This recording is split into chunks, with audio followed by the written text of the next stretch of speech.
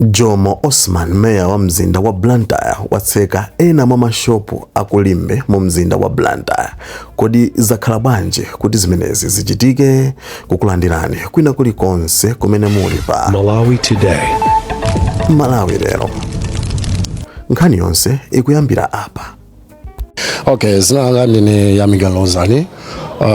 Ndi machita business mu town muno kuma shopoko. So tiri under Limbe Indigenous Association, Shop Owners Association.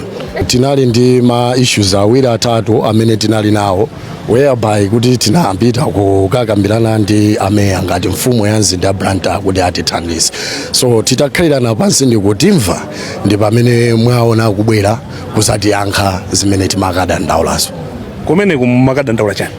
Okay, pakumaoneka so ninaso tili ndi ma shops ena amene ali ma foreign investors amene abwera kusayika ma business yawo, whereby kuona kuti ma business aja ndi ma business athu tikapanga compare ndofanana, koma pakuoneka kuti pali ziwiri zitatu zimene sitikumamvana.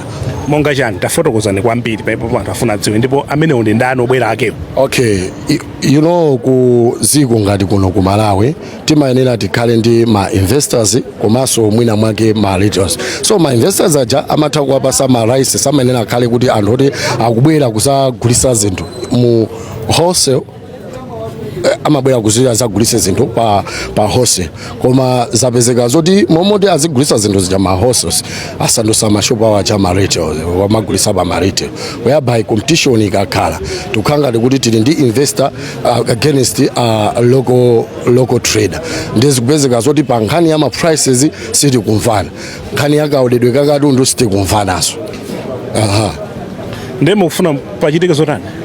Pakuyenera kuti tikhale pansi tonse tiuzane chimodzi, kapena tithandauziridwe kuti awawa channel chawo chimwe akuyenera kuti aende ndi chiti, nanga ife ma local traders tikuyenera tiende channel chake chiti. Ine ndi Chisomoroja, Secretary mu Limbe Indigenous Shop Owners Association. Mawu amene ndingaonjezere ndonena kuti tikuona ngati kuti business ya Malawi tapinjika. For example, tikapita maiko anzathu kandi ku South Africa ka ku Tanzania, anthu awangati ma Chinese sitimapeza mashopu awo mkati mwa anthu a dziko limenelo, amakayika kutali kumene timachita kuyenda so kuti tikapeze. Tikapita omwe kuchako amatiuza so kuti tizigula in bag mwina box, pomwe anthu awawa amene abwerera kuno ku Malawi akugulitsa amene feyo tikugulitsira. Iwowa ndi anthu oti ma factory ku dziko la China. Ine ndi small scale trader, ndipeza kuti shop yanga ili pompo ndiyandikana ndi munthu ati ndi billionaire.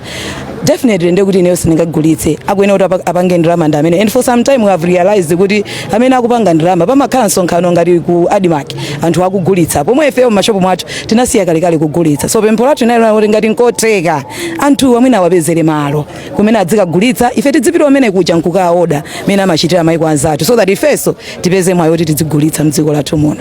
Marina Banda, naneso ndimapanga business small scale. Okay, our main concern was location, komanso katundu. Tikukhanga tikupanga na compete, iwo aja koyamba amakhala ndi katundu wawo, ma design awo, zinthu zawo. Koma natumanyamata ndikubwera mmashopu kumaza tijambulira katundu, kukapanga zinthu zomwezo, kukapanga zakope. Koma quality ikumafanana. Ife chinthu chije tumakhala kuti takachitenga kutali mokwera, iwo aja kubwera kuno apanga chinthu chije the same quality akuchipanga mo cheaper. Ife tinasiya kugulisa kalekale chifukwa makhala chinthu chake ndi chimodzi chomwecho, komanso vuto lomwe lilipo amatha customer imweyo, ife timagulisa retail, iwo sakumugulisa so retail.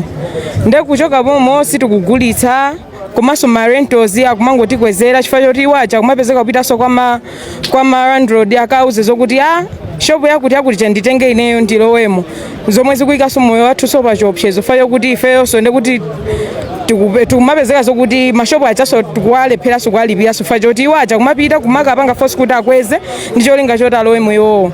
Chinaso forex ife timayigula pa black market, zinthu zija tikuzinga mokwera, ndefeyo betu makhabe ndi mafunso kuti kodi iwowo forex amaitenga kuti wakapanga makwacha wawo iwo kuti akatengeso katundu ina kunjako amakatenga bwanji chifukwa chokuti ife forex ikutivuta tikugula pa black market, that's why zinthu zathu tikudulisa. Iwowo akupezeka zokuti forex omwe ikuti so ifeyo akukatenga katundu akubwera kunoka kumuchipitsa. Koma poti kutsutsa galu nkukumba tinafuna timve maganizo a meya kuti anatipo bwanji, kodi nzoonadi kuti atseka mashopu amenewa nanga nchifukwa chiyani. Mekezeka meya takuona ni ndi ochita business malondo sena taone ya Limbe muli pa shop ina ya nchaina omwe mabwera nawo pamene ali pa madandaulo osiyana kuti ena mwanzika zobwera akugulitsa katundu awo pa retail malo mwa wholesale pamene license yawo ndiyo khuza nkhani ya wholesale. Mukafufuku wanu mwapeza zotani? Nkhani ndiyo inenerera titawapeza anthu wadi ambiriwa ma license awo ndi a wholesale siya chimodzi yani.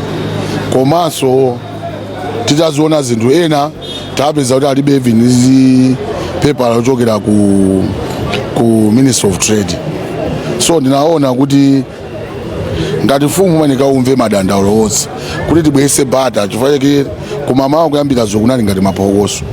Ndiye tinaona kuti bwanji anthu awa akudandaulidwa wasekeredwe kai mashopu cholinga kuti tonse tikakhala round table. Ndi anthu akudandaula kuti ukamvetsetsa Amalawi wazoma kudandaula ndizoonadi chifukwa ndi Amalawi. Nawo kumapeza kuti business yoti akanapanga Malawi akubwera nchina kumapanga business yomweyo. Tikayangana mbali inayi tikumpondereza Malawi uja. So panopo tikuziwa zoti ntchito ndizochitika zambiri nziko muno zikuvuta. Azimayi wali ndi anthu awo mama alipira ma school fees ana komanso tuone azimayi ambiri akupulumukira ma business ngati awo. So choma kudandaula ukapita maiko azinzatu anthu ngati awawa ma Chinese chani amayika mbali yakwawo kwina kulikonse kuti anthu oda jaka bwira azikaoda umene even Amalawi amene azikaoda umene kucha ndikulowa town kumaka kugulisa kwina ndoti panipo ndalama ikutani ikuyenda. Koma ngati tikutenga kuti ma China ajaswa kugulisa town momuno komanso kugulisa waja kugulisa mapisi mwina 5 awiri ndoti uyu Malawi utamupa. Ndiye tinaona kuti tibwezese bata pomwe tikudikirira kuti pakali kumvese sana tinaona kuti mashopu awaseke kai. Mutanthauza kuti mwatseka mashopu ena. Umakupanga zimenezo. Akupanga zinthu awaseka ndi cholinga choti abwere tipeze maumboni tikale pansi ndikupeza njira yomwe tingawathandizira anthu onsewa kuti Amalawi onso akhale omasuka. Chifukwa zulo Mlimbe muno mkanatha kukhala chipwirikiti kucha kwali lonso mayeneka kuti mukhale chipwirikiti polesa zimenezozo ndi chifukwa tinabwera amundu kulowererapo. Mwatseka mashopu angati ndipo zikuthera pomwepa kapena zipitirira? Pakali pano Mlimbe muno tili mashopu 4 omwe anthu awo madandaula. Ndiye tufuati atsekere ndiye tipite ku office tikaone kuti kodi zomana uziloti azipanga ndizo makupanga zoyenerera. Malamulano Blantyre City Council amatipo bwanji pa nkhani imeneyi? Nkhani imene ndi chifukwa tikamapereka license pali ma license oti azigulisa chinthu chimodzi ndiye pali ma license oti azipereka azigulisa retail. So imene zikuchitikira apapa kupeza kuti munthu mampasa license ya wholesale akugulisa chinthu chimodzi zomwe zili zolakwika. Mwalonjeza zotani mwina malonda amene akudandaula monga inu mfumu ya mzinda wa Blantyre pakhale malonda abwino kwa anthu obwera komanso kwa nzika za dziko lino? Achimwene anga Amalawi akuvutika kujoni tikuona Amalawi akumenyedwa akutukwanidwa. Amalawi mwaja ndo makuthawa kuno ndikumapita John kuti akapeze china chache ndi akubwezedwa dziko lawo lino ndi dziko lawo linonso Amalawi ajaziponderezedwa sizinthu zoyenera ya. Tikufuna kuti tikamabalansa chikapera akulu kuntundako achiunikire mwenerera ampange protect Malawi kuti azipanga business. Malawi so asakale ku Malawi kuno ngati munthu obwera ya. Malawi azifira kuti ali muziko lache lomwe lili Malawi. Sitikunena kuti anthu obwera watsabwere ya. Tikuafuna Malawi muno kuti atibwese zinthu. Koma akamabweresa zinthu akubweresa ngati ndani? Ngati venda kapena opanga supply. Chifukwa anthu asintha chomwe anabwerera achisiya uko. Ayamba bwera kukhala so mavenda. Mchina ngati akugulisa chinthu chimodzi ndiyoti yeso ndi venda anthu si shop imeneyo ndiyoti Malawi akapanga chani sopano. Tikunena kuti Malawi ngakhala ndi chishopu chachikulu kuti azipanganso supply zinthu ndizovuta kwambiri.